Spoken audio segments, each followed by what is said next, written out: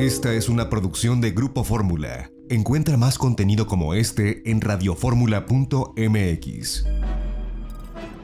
Ya no es noticia, el Senado estadounidense pues absolvió de cualquier pecado, culpa o mal pensamiento al expresidente Donald Trump. Obviamente fue una votación para ver si lo encontraban culpable o no de instigar los eventos del 6 de enero pasado.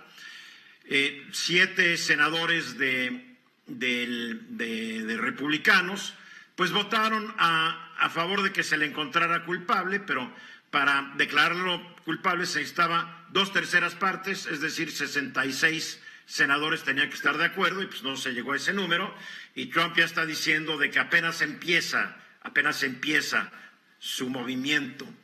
Qué bárbaro.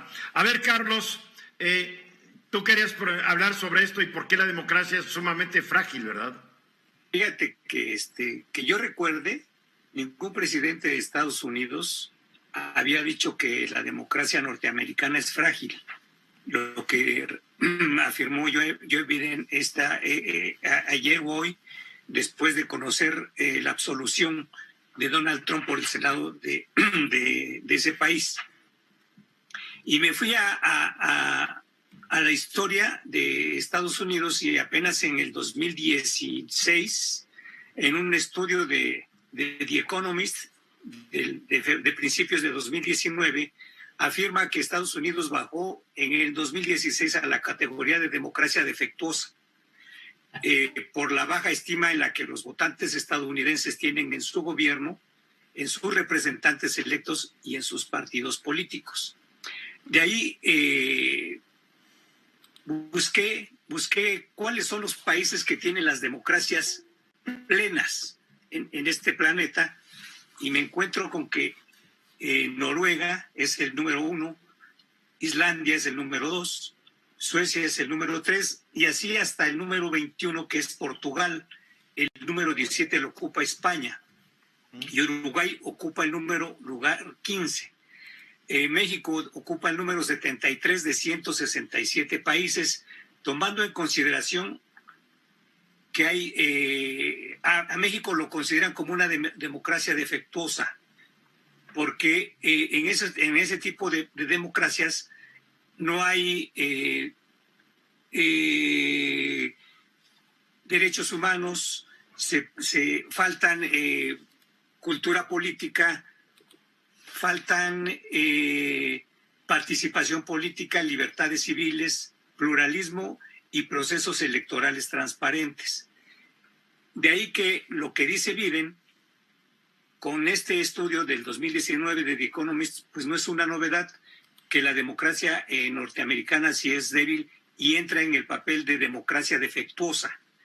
Esto quiere decir que estamos ante un hecho que para mí es importante, porque Estados Unidos se ha erigido como la autoridad mundial en materia de derechos humanos, en materia de procesos de libertades civiles donde no existen por la discriminación racial y el racismo, y hemos estado ante un mito desde hace muchos años de lo que es Estados Unidos como democracia, como abanderada de la democracia en este planeta. José Luis. Yo creo que a mí no me sorprende lo que el presidente Biden dijo. En realidad esto ya ha sido reconocido. Hay que recordar aquella reflexión que en su momento hizo Winston Churchill, de que la democracia es el peor sistema de gobierno, excepción hecha de todos los demás. Y una de las razones por las cuales esto sucede es porque un legislador tiene que moverse entre dos lealtades: la lealtad a su electorado y la lealtad a su partido. La lealtad a su electorado, pues para ser sensato, para darle decisiones que benefician en particular a su electorado, y en los sistemas ya como el nuestro, que tienen reelección, lealtad a su partido para garantizar que lo vuelven a postular en el siguiente ciclo electoral. De tal manera que a mí no me sorprende que se hable de las debilidades de la democracia. Es un tema muy conocido en el ámbito de la ciencia política. Luis Ernesto. Yo creo que aquí lo que estamos platicando un poquito más bien es la falta de ética de un grupo de legisladores norteamericanos que se atrevieron a votar a favor de Trump. Lo digo de esa manera porque Mitch McConnell, que es el líder de la minoría en este momento en el Senado de los republicanos, posterior a haber emitido su voto, cuando termina todo el proceso, sale y dice que efectivamente Trump es culpable, que sí es un hombre que incitó. Creo que tiene razón José Luis en decir lo que mencionó de la diferencia entre partido y electorado, pero ese desplante de una persona de salir posterior a haber votado y diciendo que no es culpable en el voto y decir que sí es culpable verbalmente, muestra una hipocresía que es lo que está destruyendo realmente el proceso democrático en cualquier país, en este caso en los Estados Unidos. Me preocupa eso porque están llegando a un nivel de desfachatez en Estados Unidos que parece ya México, en donde muchos de nuestros políticos hacen lo mismo. Dicen una cosa en privado, actúan de una manera y posteriormente hacen lo contrario. Creo que ese no ir con tus principios es lo que destruye finalmente el valor de la democracia en cualquier país. En el año 1796, George Washington pronunció un discurso, el discurso de despedida. Y en ese discurso, él advirtió que la partidización de la política podía destruir a la República naciente de Estados Unidos. Él dijo que él no era hombre de partido, y nunca lo fue, pero advirtió lo que hoy estamos viendo, la partidización absoluta y absurda de la política, igual que en México. Aquí en México o eres conservador, o eres fifí, o eres neoconservador, o eres revolucionario. Ese es partidizar la política, y ahí están los resultados. Países divididos y, ¿cómo va el dicho? A río revuelto. Ganancia de pescadores. Ganancia de pescadores. Entonces, sí, Carlos, tienes razón que lo dijo Joe Biden, pero lo advirtió George Washington, 1796 a la fecha, pues hagan cuentas. Pero no habló de una democracia, era una democracia naciente. Sí, pero él dijo, esta democracia naciente va a ser destruida por la partidización, porque él se dio cuenta que la partidización hacía que la gente dejara de pensar en el bien del país y únicamente en el bien del equipo, del partido o del grupo político. Y es lo que estamos viendo en Estados Unidos, y tienes razón, y es lo que lo estamos viendo en todo el mundo. ¿Para qué nos hacemos bajos? No le demos vueltas al asunto, Carlos. A ver, mira, la marcha global, entre otras cosas, este estudio dice que la marcha global de la democracia se estancó en el año 2000, a principios del 2000, y retrocedió en la segunda década del siglo XXI. Pero la reciente oleada de protestas en los países en vías de desarrollo y la insurgencia populista en las democracias maduras demuestran el potencial de la renovación democrática, ¿sí? Esto es lo que dice el editor de Democracia Index de The Economist.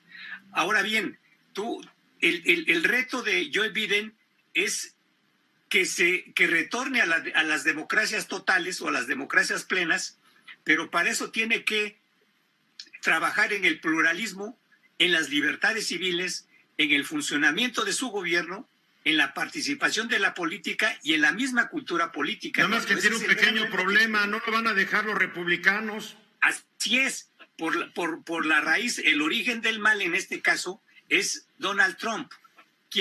No, el origen ya venía de antes, ojo, yo creo que el origen viene de antes. Donald Trump supo muy bien aprovechar el enojo de grandes grupos de blancos desplazados, gente que no estaba ganando dinero, etcétera, etcétera, y supo explotar el rencor de un gran parte del público, Carlos. Ese es el punto de inflexión de esta situación que están viviendo en Estados Unidos, claro, en la debilidad de la democracia de Estados Unidos. Porque todas las políticas neoliberales que llegaron al máximo con Trump, Clinton las apoyó y las apoyó desde Reagan para acá. En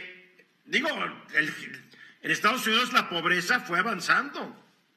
Sí, así es. Sí, José Luis.